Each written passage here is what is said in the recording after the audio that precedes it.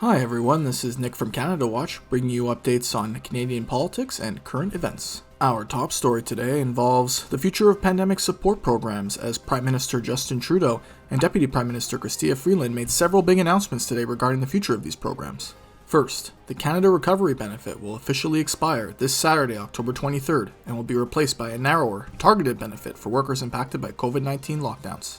The expiring recovery benefit was the successor program to the widely known Canada Emergency Response Benefit and provided income support to individuals who are unemployed, self-employed, or facing a 50% reduction in their weekly income compared to previous years. The federal government had previously paid out $27 billion to more than 28 million CRB applicants, and Deputy Prime Minister Freeland said that with high vaccination rates and the government's economic data suggested that the economy was rebounding strongly and that the program needed to be adjusted. The new program, called the Canada Worker Lockdown Benefit, will pay $300 a week to workers subject to a provincial lockdown and will include those not eligible for employment insurance. The government also announced that two key support programs for businesses called the Emergency Rent Subsidy and the Emergency Wage Subsidy will also come to an end.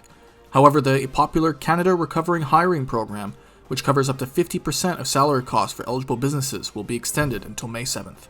Replacing these programs, the government introduced a new program called the Hardest Hit Business Recovery Program, which will provide wage and rent subsidies up to 50% to businesses that demonstrate significant losses of 40% or more over the pandemic and 40% within the current month.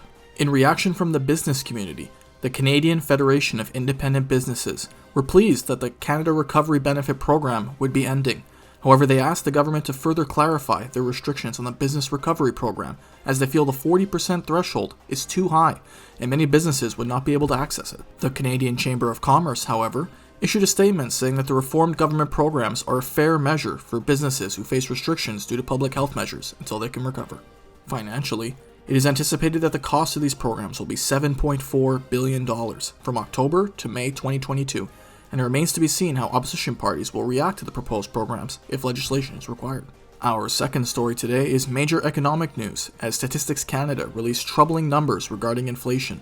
It says the Consumer Price Index was up 4.4% compared to a year ago, more than double what is considered a healthy rate of inflation by most economists. These numbers continue a trend over the last several months of high inflation, with major factors contributing to the increase, including the price of gas, food prices, and supply chain bottlenecks driving up transport costs, leading to a general price increase across the board on almost all consumer goods.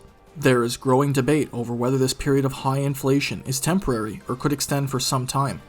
Bank of Canada Governor Tiff Macklem admitted this week that core inflation has persisted longer than they previously anticipated, and while he stressed they believe the increase is temporary, these price increases have left many Canadians in precarious financial situations. Canadian economic data suggests a sizable number of Canadians are living paycheck to paycheck, and with recently announced changes to core pandemic support programs, a period of extended inflation could create difficult economic conditions. With Parliament currently on recess and only set to return a month from now on November 22nd, cost of living remains the number one issue to Canadian voters, and it remains to be seen whether the major Canadian political parties will tackle the issue head-on in the next parliamentary session. Our final story today involves growing controversy regarding the rules of Parliament for vaccination status for when Parliament resumes on November 22nd. The Board of Internal Economy, a committee that decides the rules for parliamentary business, announced this week that members of Parliament and virtually all their staff will be required to be fully vaccinated when Parliament resumes. The Federal Conservative Party has come out in opposition of these rules and is bringing their concerns to the public.